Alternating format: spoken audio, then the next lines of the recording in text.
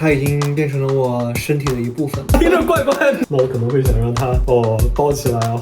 怎么？你是否伪造过恶作剧的视频？你们多久那个一次？哪个 Lucas and Kibo。Hello， 我是 Lucas， 我是 Kibo。今天这一期是久违的问答视频。之前我不是发了个帖子嘛，然后我又筛选了一些点赞量比较高的呀，然后我随机看到的一些问题来回答啊。第一个问题，你最喜欢的 BL 的剧或者电影是什么？以你的心全是我的爱。然后我喜欢的是两小无猜。哦，这个也可以。你们除了 YouTube 还有其他的工作吗？我们有一些小事业，但是比较私密，对，所以就不透露了。你们有没有恶作剧搞砸，然后就没敢上传，或者直接吵架？其实很早之前还是有的啊。就最开始我们开始做那个恶作剧类的视频的时候，就是不是很熟悉，没有什么经验，对，做了一个分手恶作剧。他直接玩了个大的。这个恶作剧我看到有很多粉丝都在留言说想看嘛，但是我们一直没有发过，就是因为很早之前我就做了，但是结果不太好，结果非常的生气。虽然我及时的解释了啊，反正我们就不是很想公开那个视频，所以就一直就告诉大家我们不做这一类的恶作剧。就太直白的那种，伤害感情的东西。主要这个恶作剧确实是不太好。然后，当然我们这么多年了，随着时间的发展，我们也了解彼此了嘛，所以我们反正就做一些我们彼此能接受的恶作剧就行了。你是否伪造过恶作剧的视频？如果没有的话，为何会屡屡中招？因为我蠢呢。也不要这么说呀，开玩笑的。首先没有啊。为什么一直会上当？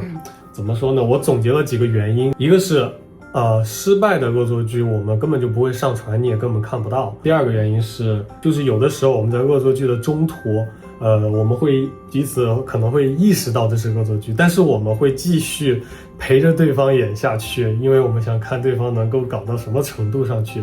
当然我们也是为了就是让 Lucas 能看到最新的视频啊，看得开心。有的时候我们也要就顺着对方走下去啊。还有一个原因就是我不知道你们有没有真的去尝试过，就是其实当那个恶作剧发生的时候，你自己没有那么容易就是意识到。中国有一句话说叫做当局者迷，旁观者清。旁观者清，对，就是你们是站在一个观看者的角度，就是第三个人的角度，但我们是当事人，就是你们觉得整个事情对你们来说就很清晰，就是我都看到了一切，但是对我们来说，我们在那个情景当中，其实我们是意识不到的。为什么？因为我们两个还要生活，就是说还要生活，我们不可能随时都想着他这件事做的是不是恶作剧。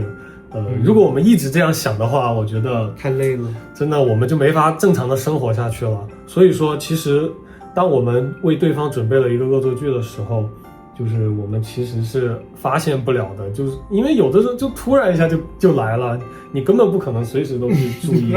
除非是到后面太过于离谱了。对，所以这就是我总结的3个主要的原因啊。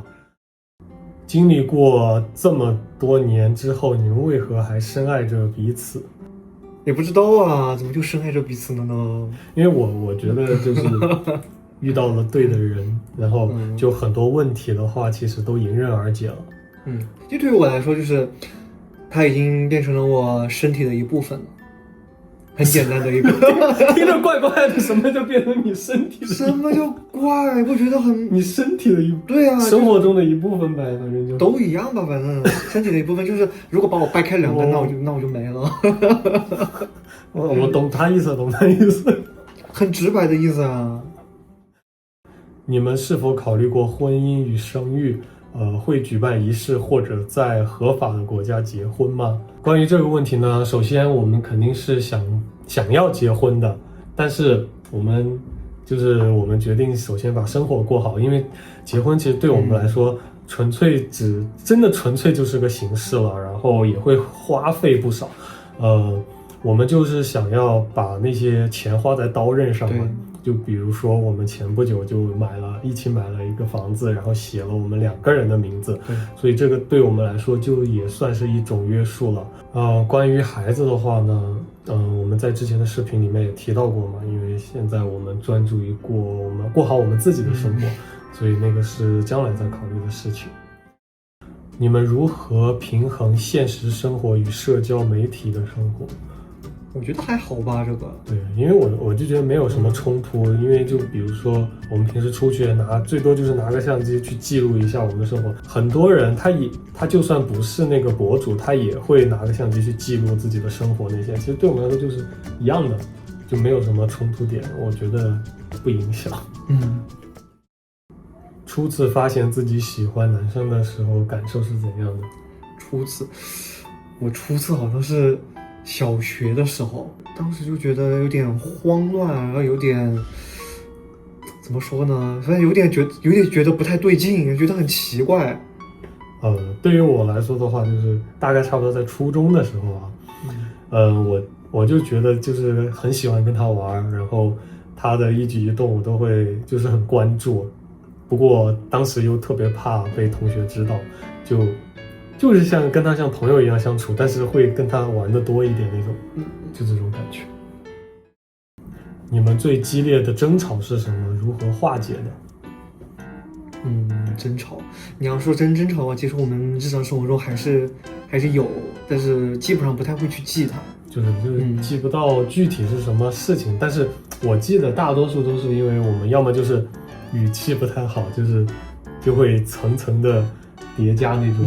还有个问题就是我们非常喜欢，就是去执着的去说服对方，一定要去争论这个问题到底是谁对谁错，然后有时候就会越争越深。对，反正虽然在视频里面你们看不到我们争吵，但其实我们是会有争吵的，我觉得这很正常嘛。对，然后如何化解的？反正对我来说印象最深的就是有的时候他就会直接过来抱住我说：“哎呀，我不想跟你争吵，老公。”我就立马就心软了。那我还有什么化解？那你我怎么跟你化解？你呢？你说呀，你记不到啊？也差不多，也差不多。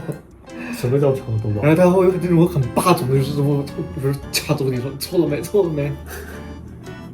谁错呀？哎，你这么说的好像全是你在道歉，你不能这个样子啊！我也道过歉的好不好？我说差不多。我有的时候会就是过去抱住你啊，对，我抱住你，然后我就差不多呀，所以我说了呀，我们俩的情绪其实差不多的。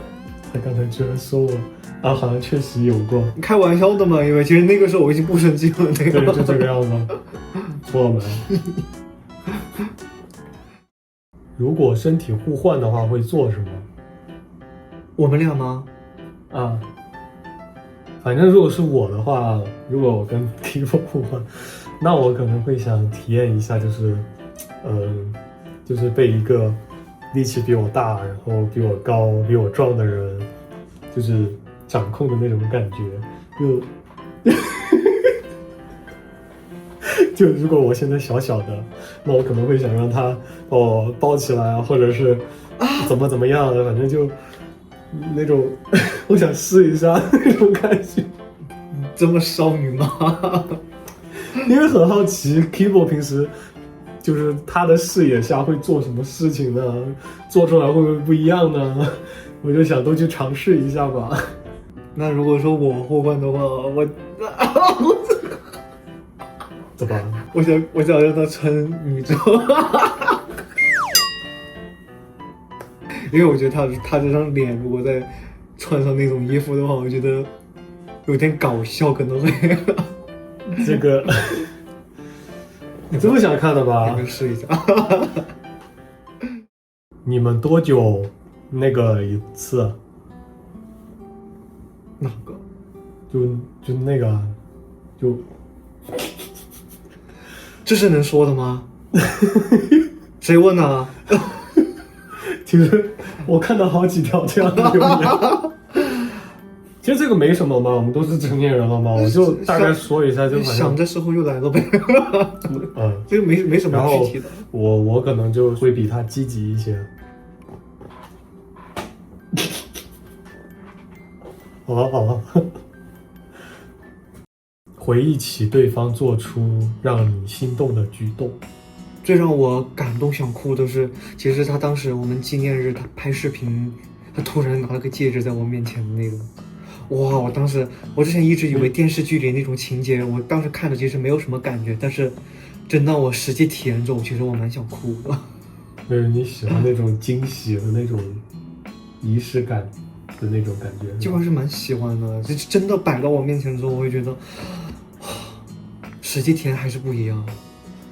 我的话就可能比较生活化一点，就是去冲绳旅游之前嘛，然后我就要剪视频，然后我就来不及收拾，然后我就让 Kibo 去收拾。不过当时其实我心是虚的，因为 Kibo 平时就是比较怎么嘛？就是你看他东西到现在都还没有放好，就是到现在都没改掉那个坏习惯，到处丢三落四。没有，已经改了很多了，好不好？就是在一些细节方面，可能 Kibo 在生活中啊，就会稍微就没我那么的，因为你是处女较真儿，因为你是处女座。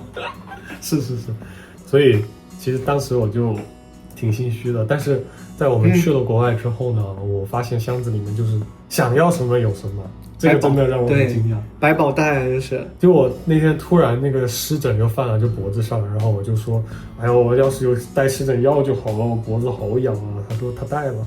我当时就震惊了，我说你居然能想到这一层去，就很细心，所以我觉得这种事情就会让我很感动。生活当中就是 Kibo 总是，虽然在细节方面放东西这些乱放这是一码事啊，但是家里的清洁啊，还有那些袋子该换了呀什么之类的，他都会做的。就是我就觉得在生活中有 Kibo 在，就我也会很轻松在很多方面。开心吧？对，这些事情都让我很感动，就生活中一点一滴的那种。你们的爱情语言是什么？爱情语言 Love language。其实，在我们国家，我们就没有太多人会提这个东西啊，就基本上没听过。但是我查了一下，它就是分为5种爱情语言，就是2个人之间，如何表达爱意的那种感觉，大概。这个意思啊。五个，一个是肯定的话语，就是你称赞对方；一个是服务行为，就是通过一些比较体贴的那些行为来表达爱意，就比如说，为你做饭。会为你做事情呗。第3个是那种接受礼物，就是通过送礼来表达爱意。第4个就是2个人优质的相处时间。第5个就是身体接触，就是那些。那你喜欢什么？我呀，我个人的话，我觉得身体接触。不是，其实我觉得我们现在就是优质的时间，当然我觉得还带了一点点的肢体接触。我以为你会选肢体接触呢。我是喜欢相处时间，主要就是优质的时间。对。养3只猫会感到困扰吗？除了猫猫有点多。其他都还好，因为主要这3只猫给了我们一些很多的情绪价值。它们太可爱了，怎么会困扰呢？大多数时候我们都是用的自动化的东西嘛，就喂食啊、铲屎啊，所以其实对我们来说工作量还好，就不大。对，挺轻松的。猫真，我真觉得是最轻松的，融入了我们的日常生活。是的，然后像出门的话，可能稍微麻烦点，其实就是7天。我们需要在中途选1天，然后让别人来上门，就是来把那些猫屎袋子换了什么的。不过其他就还好，然后也很便宜，所以对我们来说也没啥太多的困扰。对，它可是我们的精神支柱哎，这么可爱。